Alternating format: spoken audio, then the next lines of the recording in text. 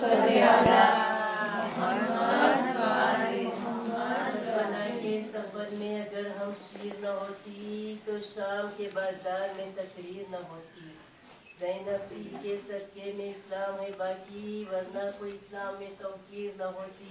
السلام السلام یا امام یا امام السلام یا امام یا امام السلام یا امام سلامت امام زمان علیہ السلام بلند ترین صلوات. اللهم صل علی محمد و آل محمد وعجل فرجهم. برائے خوشنودی امام زمان علیہ السلام پر بلند سے بلند تر صلوات. اللهم صل علی محمد و آل محمد وعجل فرجهم. برائے خوشنودی علی اولاد علی علیہ السلام پر ایک دفعہ اور بلند سے بلند تر صلوات. اللهم صل علی محمد و آل محمد وعجل فرجهم. سورہ فاتحہ.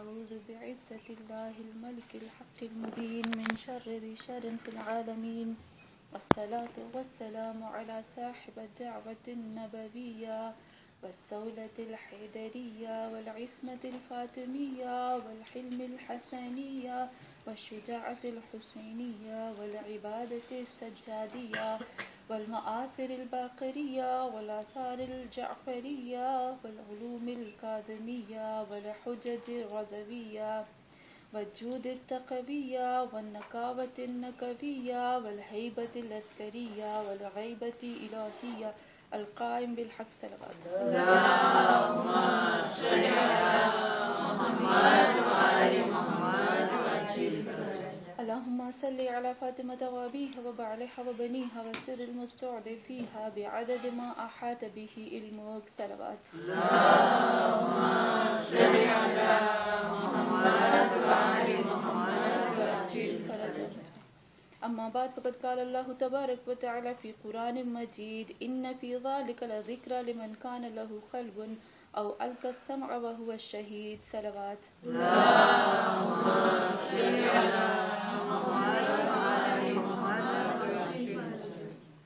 ہاں مومنات، سورہ کاف کی آیت نمبر 37 میں خداوند عالم ارشاد فرماتا ہے ان فی ذالک لذکری لمن کان لہ قلب او القی السمع وهو شہید. اس آیت میں پروردگار عالم بہترین طریقے سے ہمیں ایک چیز سمجھاتا ہے. کیا کہتا ہے؟ ان بے شک فی ذالک، اس قرآن میں، ان فی ذالک، اس قرآن میں کیا ہے؟ لذکر، ہر حال میں اس میں ذکر ہے، اس میں نصیحت ہے، اس میں یاد دلانا ہے. کس کے لیے؟ اللہ کہتا ہے سب کے لیے نہیں، یہ کتاب سب کے لیے نہیں ہے. کس کے لیے ہے؟ اللہ خدا کہتا ہے اس کے لیے ہے لمن کان لہ قلب، اس انسان ہے جس کے سینے میں، جس کی چھاتی میں، جس کے جسم میں، جس کی باڈی میں دل ہوتا ہے. کیوں؟ دل تو سب کے پاس ہے، تو اللہ نے کیوں اتنا کلیئرلی کہہ دیا؟ صرف اس کے لیے یہ ذکر ہے جس کی چھاتی میں، جس کے سینے میں دل ہوگا، اسی کے لیے یہ ذکر ہے.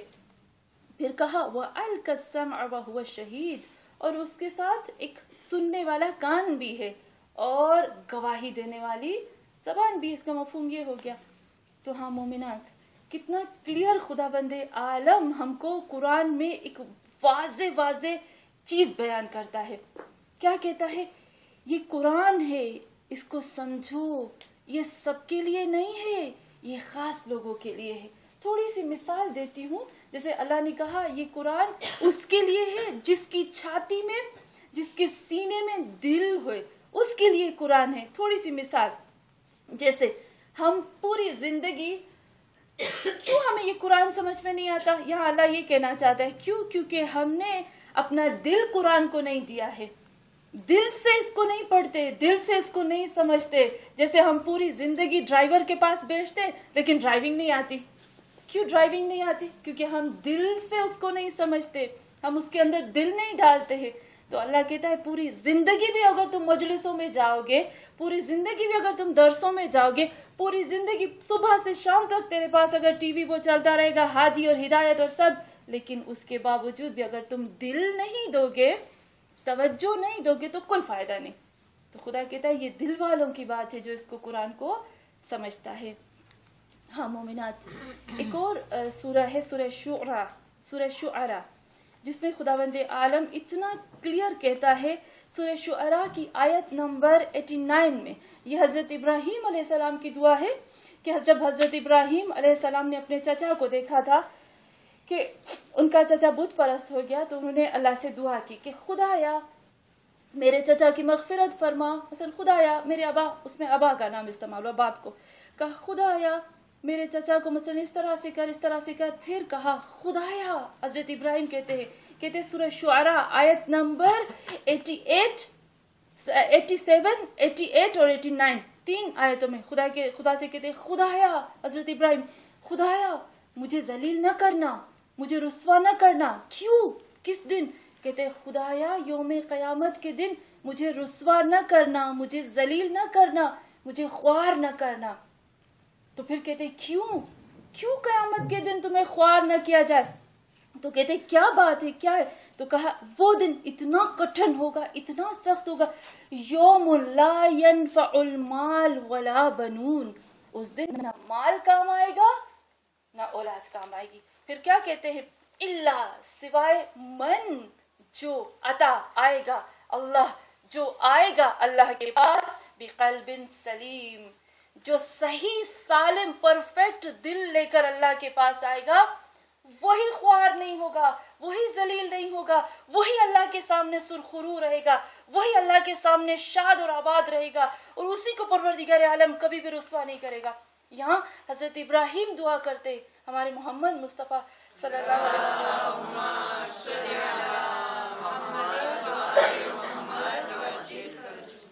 ہاں مومنات, ہمارے محمد مصطفیٰ صلی اللہ علیہ وسلم کے لیے ملتا ہے محمد صلی اللہ علیہ وسلم جیسی ہستی جس کے لیے خدا کہتا ہے لولا لما خلقت الافلاک, اے میرے حبیب تو نہ ہوتے تو یہ کائنات کو خلق کرنا فضول تھا. رسول خدا کے بارے میں ملتا ہے, رسول خدا کیا فرماتے ہیں, اللہم لا تخزنی یوم القیامہ. یہ ہمارے حبیب کہتے ہیں, ہم کیا ہیں, اللہم اے میرے اللہ لا تخزنی, مجھے ذلیل نہ کرنا, مجھے رسوا نہ کرنا, میرے عیبوں کو نہ کھولنا. کب؟ یوم القیامہ, قیامت کے دن. کتنا خوبصورت طریقے سے رسول خدا ہمیں ایک لیسن دے رہے ہیں. ہاں مومنات, آہستہ آہستہ آہستہ آہستہ اپنی خاص مطلب کی طرف آؤں گی. ہم کہتے ہیں دل, جو صحیح سالم دل لے کر قیامت میں حاضر ہوگا اسی کی شفاعت ہوگی. جس کا دل پرفیکٹ ہوگا, جس کا دل صحیح سالم ہوگا, جس کے دل میں کچھ نہ ہو. ابھی قرآن میں دو طرح کے دل ہیں. ایک طرح کے دل کو کہا جاتا ہے قلب سلیم, ایک دل کو کہا جاتا ہے قلب مریض. ابھی قلب سلیم اور قلب مریض میں کیا فرق ہے؟ قلب سلیم, ہم کہتے ہیں قلب سلیم. پہلے میں نے مجلس پڑھی تھی, آپ کو یاد ہوگا, جو اس میں نے کہا تھا کہ یشرح صدرہ للاسلام. اللہ جس کو چاہتا ہے ہدایت دینا, اس کے سینے میں, اس کے دل میں اسلام کو ڈالتا ہے.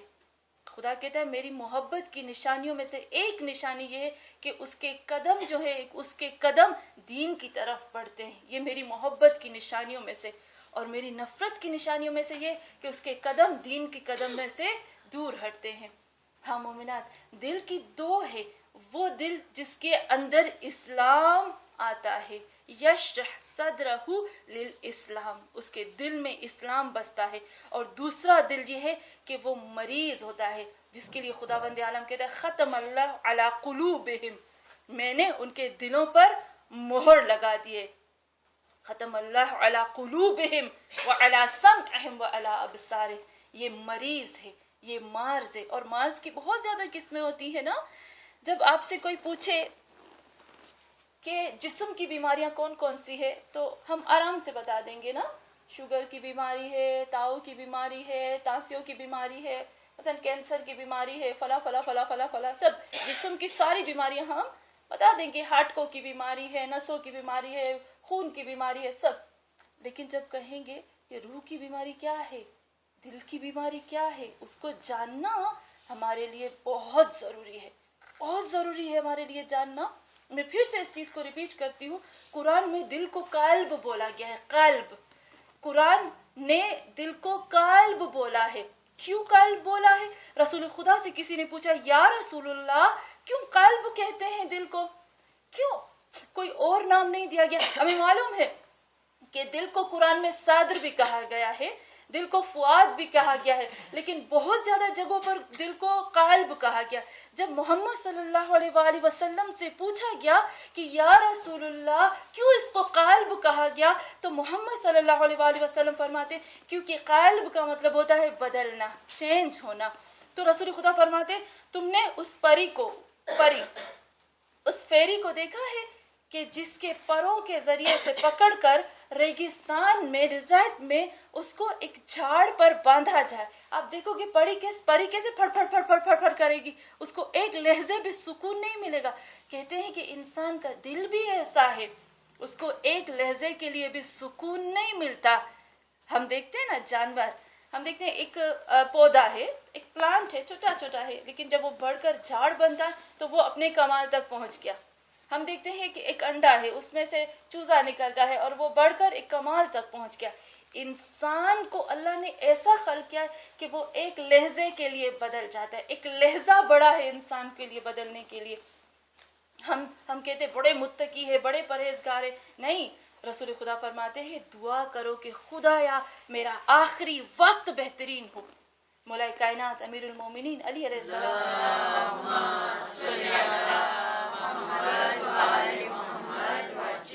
مولا کائنات امیر المومنین علی علیہ السلام کو رسول خدا نے کہا یا علی تجھے معلوم ہے کہ آپ کو قتل کیا جائے گا.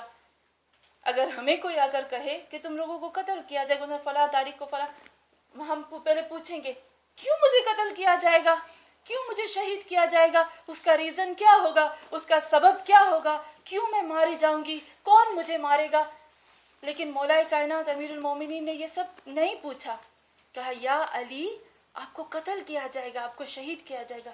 کہا یا رسول اللہ مجھے یہ بتاؤ کہ اس وقت میں دین پر سلامت تو رہوں گا نا, کیا میں دین پہ سالم رہوں گا, میں مسلمان ہوں گا. یہ میرے مولا نے پوچھا. بس اتنا بتاؤ کہ اگر میں دین پہ سالم تو میرے لیے کافی, مجھے اس سے آگے پیچھے جاننا نہیں ہے.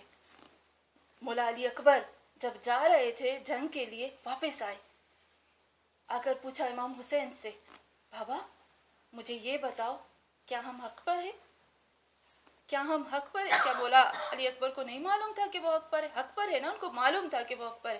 کہا کیا ہم حق پر ہیں؟ صرف اور صرف ایک فتویٰ لینا تھا, ایک حجت خدا سے. ہم کہتے ہیں ایمان کے اوپر مہر لگوانی تھی, اسٹیمپ لگوانا تھا کہ ہاں ہم حق پر ہیں, کہ میں جب جاؤں تو میں حجت خدا کا فتویٰ لے کر اپنے ایمان پر مہر لگوا کر گیا تھا. کہ جب کہا کہ ہاں ہم حق پہ ہیں تو کہا کہ اب قلب سلیم کے ساتھ جا کر لڑوں گا. ہاں مومنات, یہاں یہ جو قلب ہے نا, یہ گوشت کا لوچڑا, ایک گوشت کا لوچڑا ہے. میرے محمد مصطفیٰ صلی اللہ علیہ وآلہ وسلم فرماتے ہیں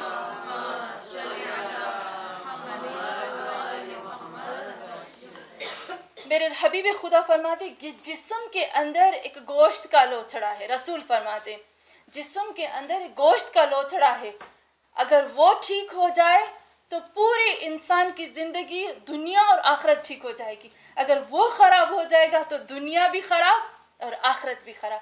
لوگوں نے پوچھا یا رسول اللہ وہ کون سا گوشت کا لوچڑا ہے جو ہمارے جسم میں موجود ہے؟ کہا وہ ہے القلب, وہ ہے دل. دل ٹھیک ہے تو سب کچھ ٹھیک ہے, جب دل ٹھیک نہیں ہے تو کچھ بھی ٹھیک نہیں ہے. تو ہاں مومنات, ہم دیکھتے ہیں کہ دل کی قسمیں ہوتی ہیں نا. ہم کہتے ہیں قلب سلیم, قلب مریض. اب قلب سلیم کیا ہے اور قلب مریض کیا ہے؟ قلب سلیم ہم کہتے ہیں سالم, ایسا سالم, ایسا پرفیکٹ دل کہ جس کے اندر بغض نہیں ہوتا, جس کے اندر کینہ نہیں ہوتا, جس کے اندر حسد نہیں ہوتا, جس کے اندر غیبت نہیں ہوتی, جس کے اندر بری سوچ نہیں ہوتی, جو کہ کیسے کہتے ہیں کہ بالکل اوپن ہوتا ہے، سب کے لیے اوپن ہوتا ہے، سب کے لیے اچھا ہوتا ہے. میں جب علم نشرہ پڑھتی ہوں نا تو میں سچ میں اس میں علم نشرہ میں جب بھی میں پڑھتی ہوں میں تعجب کرتی ہوں. خداوند عالم کیا کہتا ہے رسول خدا صلی اللہ علیہ وآلہ وسلم کو، فَإِذَا فَرَغْتَ فَانْصَبْ وَإِلَىٰ رَبِّكَ فَارْغَب. اے میرے حبیب اپنے دل کو خالی کرو پھر میرے پاس آؤ. یہ تمہارا بھرا ہوا دل مجھے نہیں چاہیے. فَإِذَا فَرَغْتَ جب تم فارغ ہو جاؤ، تمہارے کچھ بھی اندر نہ ہو. فَإِذَا فَرَغْتَ فَانْصَبْ اس وقت نصب کرو. وَإِلَىٰ رَبِّكَ فَارْغَب اور اس وقت اپنے رب کی طرف رجوع کرو اور واپس جاؤ اس کی طرف. قلب سلیم ایسا دل ہوتا ہے جو ہم کہتے ہیں نا جو بھی آپ بول جاؤ اس کو ایکسپٹ نہیں کرتا. قلب سلیم ہر بات کو قبول نہیں کرتا، لیکن جب حق اس کی سمجھ میں آ جاتا ہے تو وہ اس کو فوراً لیتا ہے، اس کو سمجھتا ہے اور اس کو ہم کہتے ہیں یقین رکھتا ہے اور پھر اس پر عمل کرتا ہے. یہ ہوتا ہے قلب سلیم. اس لیے کہتے ہیں قلب سالم. اور قلب سلیم جو ہوتا ہے نا ہمیشہ کیا کرتا ہے، ہمیشہ سکون میں ہوتا ہے. الا بذکر اللہ تطمئن القلوب. ہمیشہ سکون، ہمیشہ ہمیشہ. برائے خوشنودی امام زمان علیہ السلام بلند سے بلند تر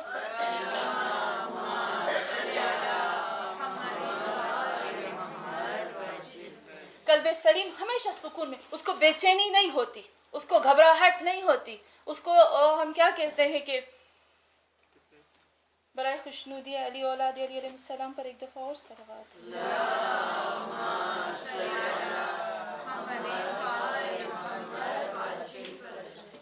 اس کو کوئی بے چینی نہیں، اس کو کوئی گھبراہٹ نہیں، اس کو کچھ بھی نہیں ہوتا.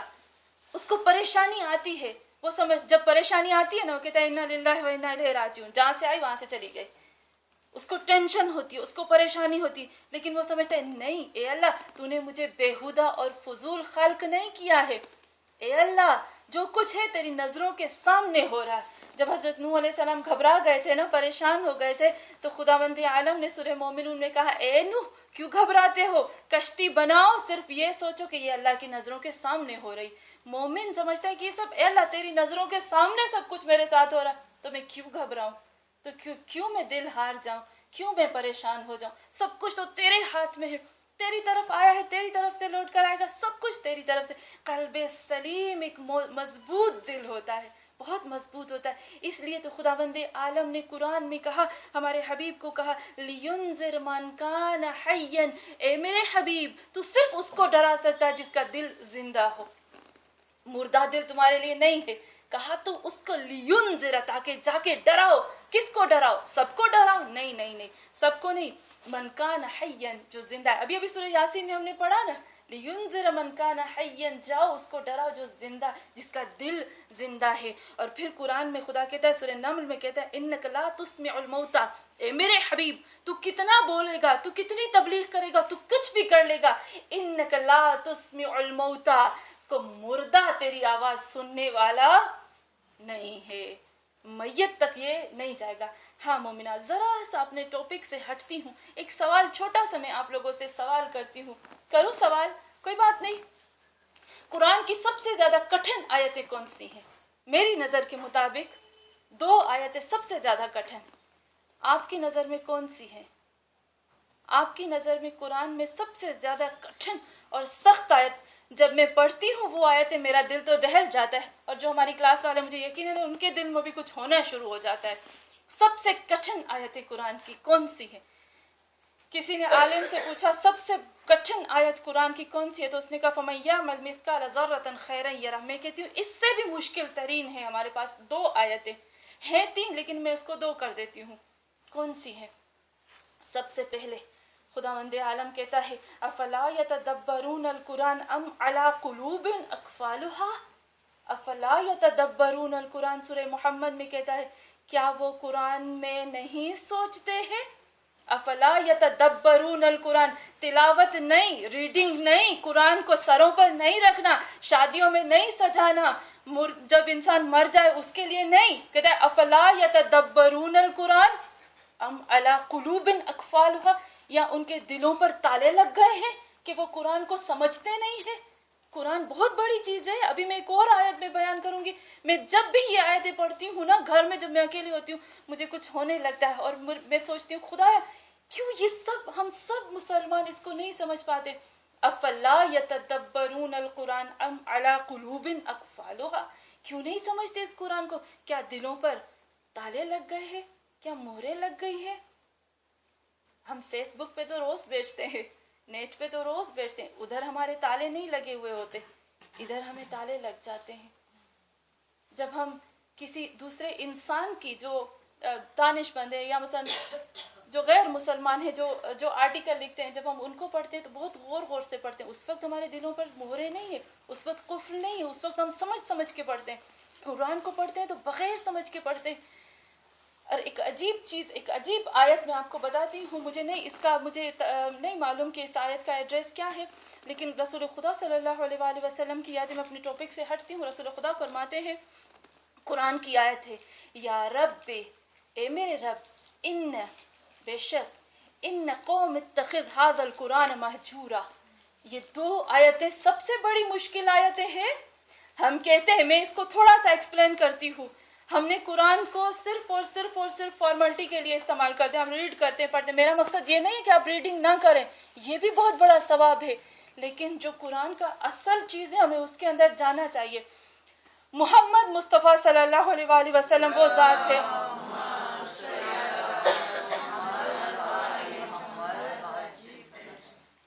محمد صلی اللہ علیہ وآلہ وسلم وہ ذات ہے جس نے کبھی اپنی امت کی شکایت نہیں کی، کبھی اس دنیا میں کبھی بھی شکایت نہیں کی۔ جب رسول خدا کے لیے آیا تھا کہ جاؤ اپنے لوگوں کو ڈراؤ اور جا کر اپنی تبلیغ کو کھلم کھلا اعلان کرو، میں پورا ڈیٹیل سے نہیں، آپ کو سب پتا ہے۔ اس وقت جب کہا کہ میں محمد ہوں، آپ بتوں کو چھوڑ دو، تو سب لوگوں نے، جس کو ہاتھ میں پتھر آیا انہوں نے پتھر مارا، جس کے ہاتھ میں یہ ریت پھانسی تھی نا اس نے پھانسی ماری، جس کے ہاتھ میں نیزہ تھا اس نے نیزہ مارا، جس کے ہاتھ میں تابوت تھا اس نے تابوت مارا، اور تو اور عربوں کی عورتوں نے شاربوں کو گرم کیا اور وہ رسول خدا کے اوپر مارا۔ اتنا رسول خدا صلی اللہ علیہ وآلہ وسلم کی حالت کی کہ رسول خدا دوڑتے رہے اور وہ لوگ پیچھے سے دوڑتے رہے۔ رسول خدا ایک وقت بے ہوش ہو کر گر پڑے، جب بے ہوش ہو کر گر پڑے تو ایک شخص نے ان کو جھاڑ کے اس میں درخت پر سائڈ پہ رکھا۔ ہوش میں آنے کے بعد جب اس کو لے گئے ہیں نا تو وہاں پر جب ہوش میں آئے تو رسول خدا لہو لہان تھے اور ان کا خون بہ رہا تھا۔ حضرت موسیٰ کے ساتھ اس کی قوم نے ایسا نہیں کیا، حضرت عیسیٰ کے ساتھ اس کی قوم نے ایسا نہیں کیا، حضرت نوح کی قوم نے ایسا نہیں کیا، نوح پر تہمت زدی لگائی، لیکن نوح کے اوپر ایسا نہیں کیا جو ہمارے حبیب کے ساتھ کیا۔ جو حالت کی اس وقت رسول خدا کے خون بہ رہا تھا، پورے کا پورا خون لہو لہان، ہاتھ یوں تھے اور یہاں سے خون ٹپک رہا تھا۔ حدیث تاریخ لکھتی ہے کہ پورے خون جب ٹپک رہا تھا تو ہاتھوں سے سنبھل نہیں رہا تھا اور وہ نیچے کی طرف آ رہا تھا۔ اس وقت سارے پہاڑوں کے فرشتے آئے اور سب سے بڑا فرشتہ آ کر کہنے لگا، یا محمد صلی اللہ علیہ وآلہ وسلم، اگر آپ کہو تو ایک لہجے کے اندر ہم سب چیز کو تباہ کر سکتے ہیں۔ خدا کہتا ہے ایک آپ کا آرڈر چاہیے۔ کیا کہتے ہیں؟ نہیں، اللہ سے کہو تو نے مجھے رحمت للعالمین خلق کیا ہے، میں کیسے کسی کے لیے عذاب کروں؟ اور حضرت علی کو کہتے تھے، اے علی جب تلوار چلاؤ، کہتے تھے اے علی جب تلوار چلاؤ نا تو تلوار چلاتے وقت دیکھنا ان کی 7,000 پشتوں کی طرف دیکھنا کہ کہیں کوئی ان کی اولاد میں مسلمان تو نہیں، پھر اس کی گردن پر تلوار چلانا۔ ہمارے حبیب خدا اتنے رحمت للعالمین تھے کہ حضرت جبرائیل نے دیکھا کہ یہ اپنی امت سے زیادہ تو کسی سے محبت ہی نہیں کرتے ہیں۔ معراج پر گئے نا، پہلے قدم سے لے کر سدرۃ المنتہا تک، سدرۃ المنتہا سے اوپر سے لے کر نیچے تک صرف ان کی زبان میں تھا امت امت امت امت امت امت کرتے ہوئے گئے۔ جب وہاں پہنچے نا تو اللہ نے کہا، اے جبرائیل تیری کیا خواہش ہے، تیری کیا خواہش ہے؟ آج ہر خواہش تیری پوری کروں گا، آج جو بولو گے تجھے ملے گا۔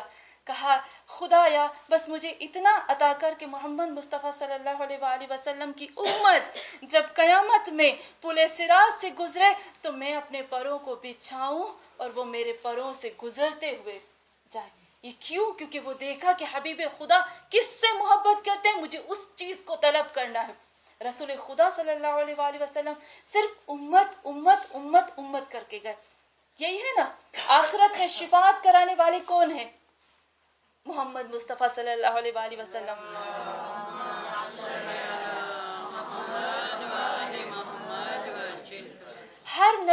ہر نبی نے جو عذاب طلب کیا اپنی قوم کے لیے اس دنیا میں کیا، ہر نبی نے عذاب طلب کیا، رسول خدا نے عذاب طلب نہیں کیا، لیکن ایک چھوٹی سی آیت پوری ہماری زندگی کو ہلا کے رکھ دیتی ہے، کہتی ہے وہ نبی جو رحمت للعالمین ہے، ہمیں سہارا ہے کہ ہمارے محمد اور آل محمد ہمیں شفاعت کرائیں گے، قیامت میں کرائیں گے ہمیں شفاعت، لیکن آپ دیکھو کہ وہ جن کے اوپر ہمیں بھروسہ ہے کہ وہ ہماری شفاعت کرائیں گے، اگر وہ خدا کے سامنے ہمارے گلے کو پکڑ کے کہے گا یا رب ان قوم اتخذ ھذا القرآن مہجورا، اے میرے اللہ اس قوم میری قوم کو پکڑو، آج کے دن میری قوم کو پکڑو، آج کے دن میری قوم کو سزا دو، اس سے پوچھو کہ کیوں میرے قرآن کو مہجور کر دیا، کیوں میرے قرآن کو ہجرت دے دی، کیوں میرے قرآن کو چھوڑ دیا۔ اس وقت کون آئے گا شفاعت کے لیے؟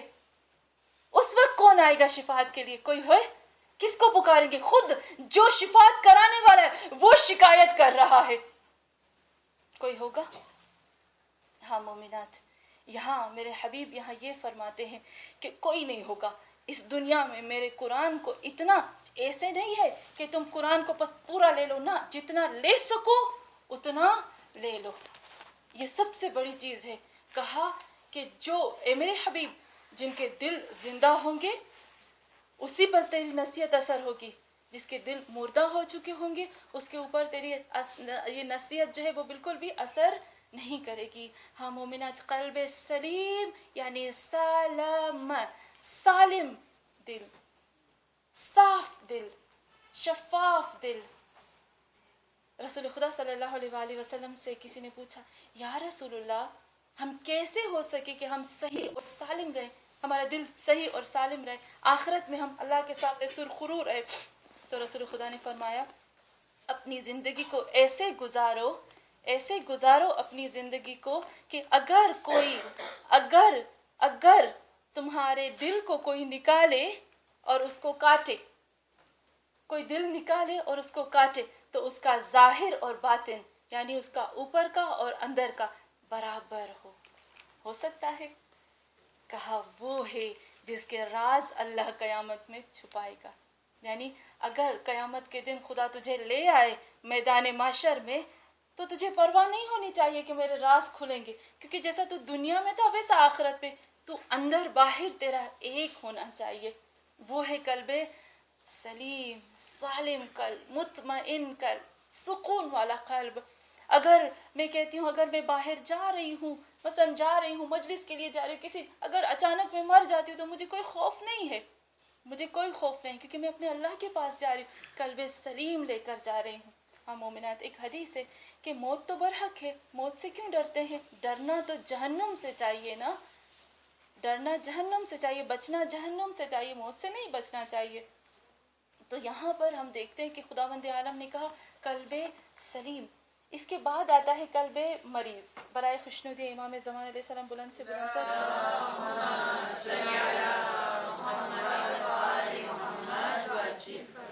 پھر آتا ہے قلب مریض، بہت زیادہ لمبا ہے، میں اس کی لمبائی چوڑائی میں نہیں جاؤں گی، بس تھوڑا سا یہاں پر آتے ہیں کہ قلب مریض کسے کہتے ہیں؟ خداوند عالم نے سورہ بقرہ میں کہہ دیا کہ خدا کہتا ہے سورہ بقرہ میں کہ ان کے دلوں میں مرض ہے، فزادہم اللہ مرضا فی قلوبہم مرض، ان کے دلوں میں بیماری ہے، اور فزادہم اللہ مرضا، اللہ اس مرض کو اور بڑھا دے گا۔ اللہ کو نہیں پسند کہ مرض ایسا ہونا چاہیے۔ ہاں مومنات، قلب مریض جس کو ہم کہتے ہیں نا، قلب مریض، ہمیں دیکھنا چاہیے کہ کیا ہمارا دل قلب سلیم ہے کہ نہیں ہے۔ اگر کہیں پر ہمارا دل قلب مریض ہے تو اس کو زندہ کرنا چاہیے۔ اس سے پہلے کہ قلب مریض کو بیان کروں، امام علی علیہ السلام سے کسی نے پوچھا کہ مولا میں اپنے مردہ دل کو کیسے زندہ کروں، میں اپنے مریض دل کو کیسے اس کو میں ٹھیک کروں؟ تو میرے مولا نے اتنا خوبصورت طریقے سے بیان کیا، احیا قلبک بالموعظۃ وامتہ بالجہاد، اپنے دل کو زندہ کرو، اپنے دل کی دوا کرو، کس کے ذریعے سے؟ موعظہ سے، نصیحت سے، سنو اچھی چیزوں کو سنو، اور تقوی اور پرہیزگاری اور خوف خدا سے اپنے اس برے نفس کو مار ڈالو، کیونکہ یہ برا نفس صرف اور صرف اللہ کے خوف سے مرتا ہے اور کسی چیز سے نہیں۔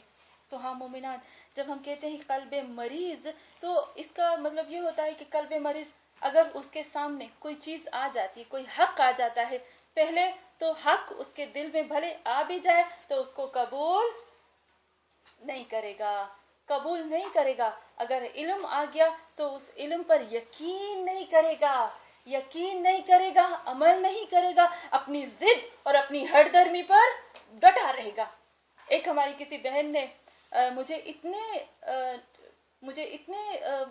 فخر سے ایک چیز بولی، میں تو سچ میں عجب ہو گئی میں۔ اس نے کہا میں تو اتنی آزاد ہوں، مثلا ایسے کہا میں تو اتنی آزاد ہوں، میں تو گائن آرام سے سنتی ہوں، مجھے تو فلاں فلاں فلاں گائن بہت اچھے لگتے ہیں، اس میں کیا ہے؟ میں عجب ہو گئی۔ میں سوچنے لگی خدایا، ایک تو گناہ پر فخر، اور فخر پر کھلم کھلا بول دینا، تین چیزیں ساتھ میں، گناہ، پھر کوئی خوف نہیں، اور پھر فخر، تینوں چیزوں کو اس نے کھلم کھلا بتا دیا۔ اس کو کیا کہیں گے؟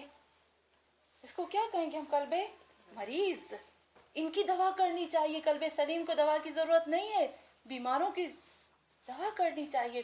قلب سلیم اس کو کہتے ہیں جو ہم کہتے ہیں ضد ہوتی ہے، تکبر ہوتا ہے، غرور ہوتا ہے، حسد ہوتا ہے، کینہ ہوتا ہے، بغض ہوتا ہے۔ وہ شخص کس طرح سے مصلی پر کھڑا ہو سکتا ہے جس کے دل اتنی گندگیوں سے بھرے ہوئے ہو؟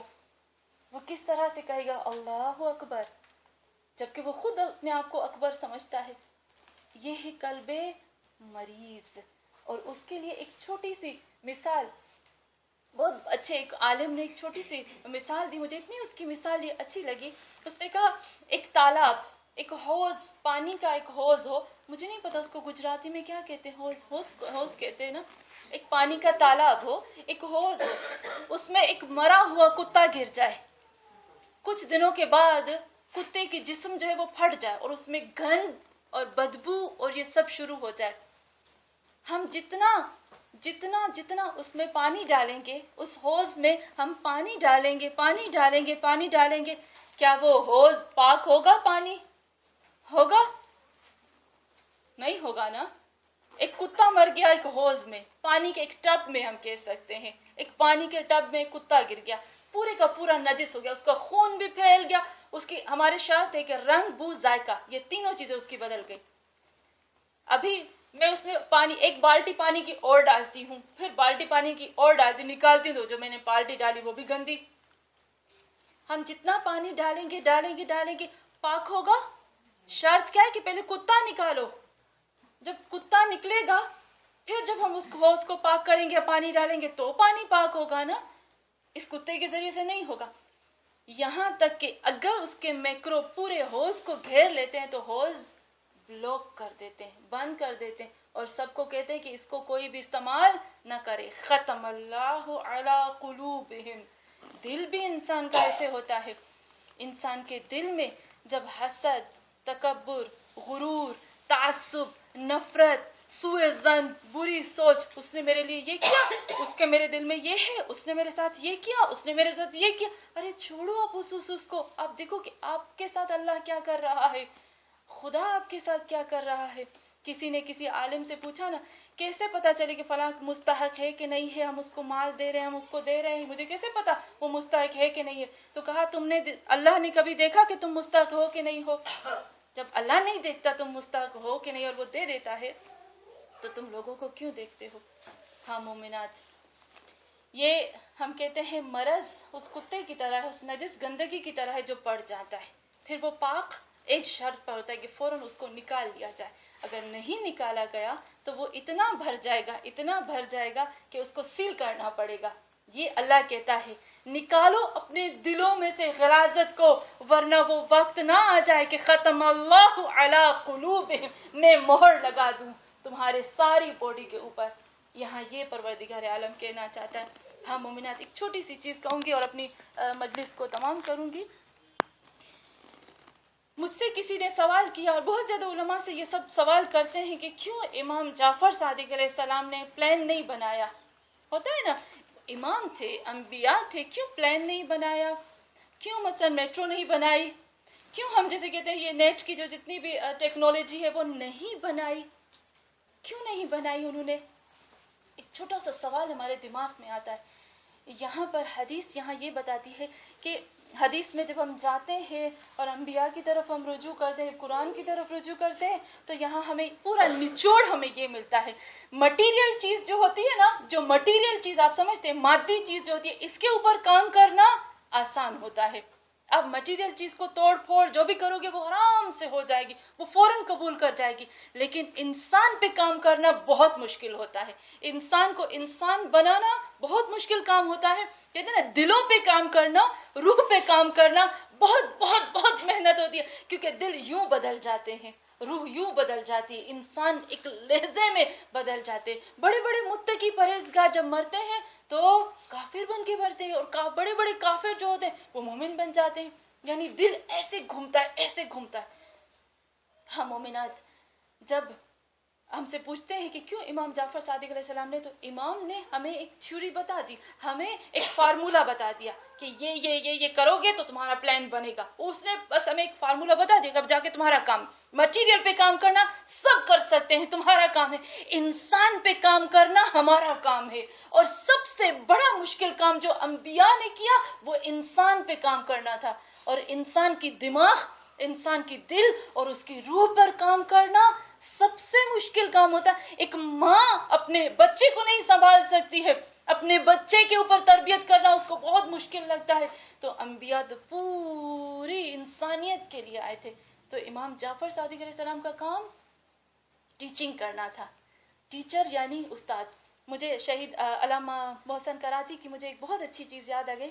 कहते हैं मोहसिन कराती कहते जब मैं छोटा था तो जब मैंने शुरू की थी तबलीग, तो मेरे पास मुझे अगर डॉक्टर शहीद बहश्ती कहते हैं कि अब बहश्ती ने मुझे फ़ोन किया, कहा मोहसिन कराती कहीं नहीं जाना, मैं तुम्हारे पास आने वाला हूँ।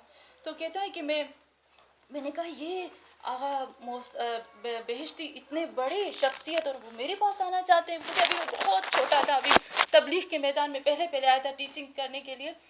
तो कहते मैं इंतज़ार कर रहा था तो मैंने देखा थोड़े वक्त के बाद वो आगा बहश्ती फिक्स टाइम के ऊपर वो पहुँचे आगा कराती के पास। कहा कराती मुझे तुमसे बहुत ज़रूरी बात करनी है।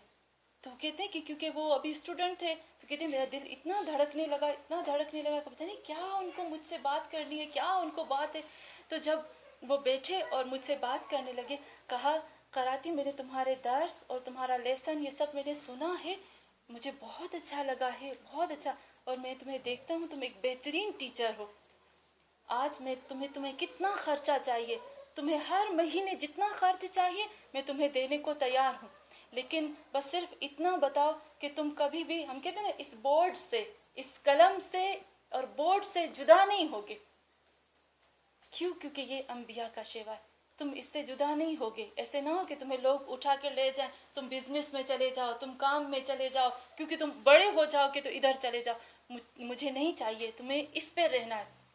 तो मोहसिन कराती कहते हैं मैंने उनसे पूछा कि जो आप मुझे पैसे देने वाले हो ये कहाँ से दोगे? कहा सहमे इमाम से दूंगा। मैंने कहा मुझे सहमे इमाम से नहीं चाहिए, क्योंकि मैं इनको नहीं संभाल सकता, मैं थोड़ा सा वो हूँ कि मुझे जो मिल गया मैं खा लिया, जहाँ आया खर्च कर लिया, मुझे वो नहीं चाहिए, लेकिन आप जो चाहते हो मैं करूँगा। तो कहते हैं कि आगा बहश्ती ने मुझसे हाथ यूँ किया और मुझसे बेयत ली कि आज मुझ पे बेयत करो कि ये उस्ताद की जो टीचिंग है तुम कभी नहीं छोड़ोगे। ये अंबिया का शेवा।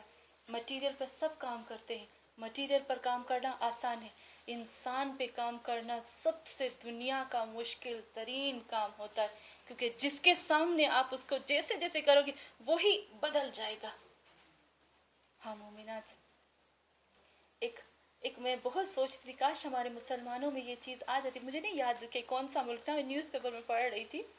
एक उस्ताद था, वो कहता है कि मैं फ़लाँ मुल्क में गया और मैं प्रोफेसर था, मैं पढ़ाता था, तो कुछ उसने बिल नहीं दिया तो उसके ऊपर पुलिस आई और उसको पकड़ के ले गई, उसको ट्रिब्यूनल में ले गई। ट्रिब्यूनल में जब उसको ले गई, जब अदालत में ले गई, तो जो जज था पहले उसने बहुत रौब से पूछा तुम कौन हो? तो उसने कहा मैं प्रोफेसर हूँ। اس نے ساری کتابیں بند کی اور وہ اٹھ کے کھڑا ہو گیا اور پوری عدالت کو کہا تم لوگوں کو شرم نہیں ہے؟ تم ایک پروفیسر کو میرے پاس لے آئے ہو؟ پروفیسر جو ہوتا ہے وہ اللہ کی طرف سے ہوتا ہے، یہ انسان بناتے ہیں اور جو انسان کو بناتا ہے اس کو ٹریبیونل میں نہیں لاتے، اس کی ریسپیکٹ کی جاتی ہے، اس کی عزت کی جاتی۔ جج جو تھا وہ کھڑا ہو گیا اور سب کو کھڑا کر دیا۔ ہاں مومنات، تو ہم دیکھتے ہیں کہ قلب سلیم اور قلب مریض، ابھی بہت آیتیں ہیں، 100 سے زیادہ آیتیں جس میں قلب یہ لفظ استعمال ہوا ہے، 100 سے زیادہ آیتیں اللہ نے استعمال کی۔ صدر تو الگ، فؤاد تو الگ استعمال کیا ہے قرآن میں، لیکن یہ قلب 100 سے زیادہ آیتیں جس میں یہ قلب استعمال ہوا ہے۔ ہاں مومنات، کتنے خوش نصیب ہیں وہ لوگ جن کے قلب سلیم ہوتے ہیں اور مرتے وقت جن کے قلب سلیم ہو۔ حضرت یوسف علیہ السلام کو جب زندان میں گئے، جب سب کچھ ہوا، جب حکومت ملی نا تو حکومت کے نشے میں دھت نہیں ہو گئے، اللہ سے کہا خدایا جب تو یوسف کو موت دے نا تو اس کو صحیح سالم مارنا، مسلمان بن کر اس دنیا سے لینا۔ ہاں مومنات، کتنی ہمارے پاس ایسی مثالیں موجود ہیں جن کے پاس قلب سلیم ہے۔ ایک عورت جس کا نام ہے سمامہ، مولا کائنات امیر المومنین نے جب سوچا تھا کہ میں بی بی فاطمہ الزہرا کے بعد شادی کروں تو میسج بھیجا کہ مجھے شادی کرنی ہے۔ ایک لڑکی کی ماں کیا کہتی ہے علی امیر المومنین سے کہو ایک شرط پر اپنی بیٹی دوں گی۔ علی کے اوپر شرط لگائی جا رہی ہے، عجیب ہے نا؟ علی امیر المومنین سے کہو ایک شرط پر اپنی بیٹی دوں گی۔ جب پوچھا گیا کون سی، کہا میری بیٹی کو کنیز بنا کر رکھے گا، میری بیٹی کو وہ رتبہ نہیں دے گا جو فاطمہ الزہرا کا ہے، پھر اپنی بیٹی دوں گی۔ یہ ہے قلب سلیم جس کے لیے ہم کہتے ہیں ہاں مومنات، وہ کون ہے کون بیٹی جس کو کہا جاتا ہے ام البنین، جس کی آج شہادت ہے۔ ام البنین کا رتبہ کتنا بڑا رتبہ ہے۔ ایسی مائیں جن کے قلب سلیم ہوتے ہیں تبھی تو ایسی اولادیں پیدا کرتی ہیں، تبھی تو ایسی اولادیں آتی ہیں۔ اللہ سے ہم دعا کرتے ہیں کہ خدا ہمارے دلوں کو بھی ایسے قلب سلیم عطا فرما تاکہ ہم بھی ایسی اولادیں تجھے دے سکیں۔ ہم مومنات، تاریخ لکھتی ہے کہ کچھ ایسی بیبیاں تھیں جو کربلا کے بعد کبھی چھاؤں میں نہیں آئی، ان میں سے ایک بیوی جس کا نام ہے ام رباب، دوسری بیوی جس کا نام ہے ام لیلا، تیسری بیوی جس کا نام ہے ام فروا، چوتھی بیوی جس کا نام ہے زینب، اور پانچویں بیوی جس کا نام ہے ام البنین۔ یہ وہ ام البنین ہے۔ جب بشیر آیا تھا نا تو میری بیوی بشیر سے چھا کر کہتی ہے اے بشیر مجھے صرف یہ بتاؤ حسین کیسا ہے۔ تاریخ لکھتی ہے، ایک عالم کی کتاب میں پڑھ رہی تھی، ایک عالم نے لکھا کہ جناب ام البنین کربلا کے واقعے کے 1 سال کے بعد سید الساجدین کے پاس آتی ہے، کہتی ہے بیٹا سجاد مجھے کربلا لے جاؤ۔ تاریخ لکھتی ہے کہ ام البنین کو کربلا لے جایا گیا۔ جب میری بیوی کربلا جاتی ہے نا تو میرے مولا فرماتے ہیں میں نے کیا دیکھا، ام البنین مجھے کہتی ہے سجاد مجھے حسین کی قبر پر لے جاؤ، مجھے فاطمہ کے بچے کی قبر پر لے جاؤ۔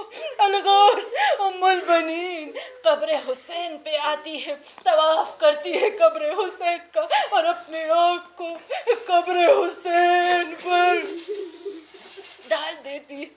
الغرض تاریخ لکھتی کہ جب ام البنین کربلا میں آتی ہے نا تو ایک راوی لکھتا ہے کہ ایک بی بی کو دیکھا، بڑی ضعیفہ تھی، کالی چادر پہنی ہوئی تھی۔ ارے وہ بی بی کو دیکھا نہر فرات پر پہنچتی ہے، اپنے ہاتھوں کو بلند کر کے کہتی اے فرات میرا عباس، اے فرات وہ میرا عباس تھا جو تیرے کنارے بس ہو۔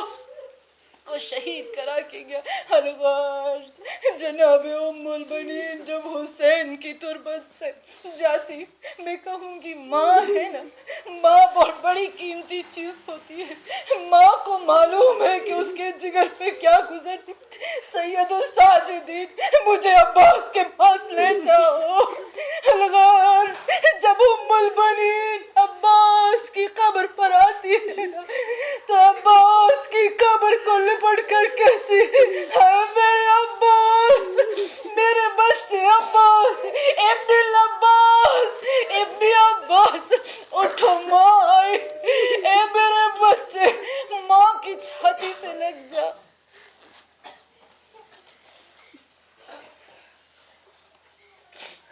على لعنة الله على القوم الظالمين أولهم ومن آخرين آمين يا رب العالمين. فتقبل منا إنك أنت السميع العليم. خدایا پروردگارا یا اللہ ہماری اس چھوٹی عبادت کو قبول فرما. اے پروردگارا، اے اللہ تجھے واسطہ ہے محمد اور آل محمد مصطفیٰ صلی اللہ علیہ وآلہ وسلم کا. خدایا میں تجھ سے ہمیشہ کہتی ہوں، ہم تجھ سے ہمیشہ کہتے ہیں کہ اے اللہ تجھے قلب محمد کا واسطہ ہے. خدایا تجھے روح محمد کا واسطہ ہے. یا اللہ تجھے فاطمۃ الزہرا کا واسطہ ہے. یا اللہ تجھے قلب فاطمہ کا واسطہ ہے، تجھے قلب علی کا واسطہ، تجھے قلب حسن اور حسین کا واسطہ ہے. خدایا خدایا خدایا اگر ہمارے دلوں میں کوئی مرض ہے، کوئی حسد ہے، کوئی کینہ ہے، کوئی بغض ہے، کوئی تعصب ہے، اے پاک پروردگارہ ان پاک دلوں کے صدقے میں خدایا ہمارے دلوں کو پاک فرما. اے اللہ تجھے واسطہ ہے علی و فاطمۃ الزہرا کا. خدایا جو بہن اپنے گھروں کے لیے پریشان ہے ان کی پریشانی کو دور فرما. اے پاک پروردگارہ، اے اللہ جو تجھ سے مدد چاہتے ہیں اپنے قلب کو سلیم کرنے کے لیے ہم سب کی مدد فرما. خدایا ہماری جتنی مشکلات ہیں ان کو حل فرما، جو ہماری حاجات ہیں ان کو پورا فرما. اے پاک پروردگارہ خدایا خدایا خدایا خود کہتا ہے نا، اے اللہ تو سچ کہتا ہے، تیری بات سچ، تیری قول سچ، تیری ہر چیز حق ہے. اے اللہ تجھے فاطمۃ الزہرا کا واسطہ، تجھے ذکر حسین کا واسطہ، تجھے قرآن کا واسطہ. خدایا جو مومنہ اس جگہ پر تجھ سے ہاتھ اٹھا کر جو چیز طلب کرتی ہے، اے اللہ مجھے نہیں معلوم کہ یہاں کس کے دل میں کیا حاجت ہے. خدایا مجھے نہیں معلوم کہ کس کے پاس کیا مشکل ہے. اے اللہ تو سب جانتا ہے، لیکن خدایا تجھے قرآن کا واسطہ، قرآن ناطق کا، قرآن صامت کا واسطہ ہے. خدایا جو مومنہ ہاتھ اٹھا کر تجھ سے دعا طلب کرتی ہے، خدایا ہم سب کی جو حاجات ہے اس کو پورا فرما.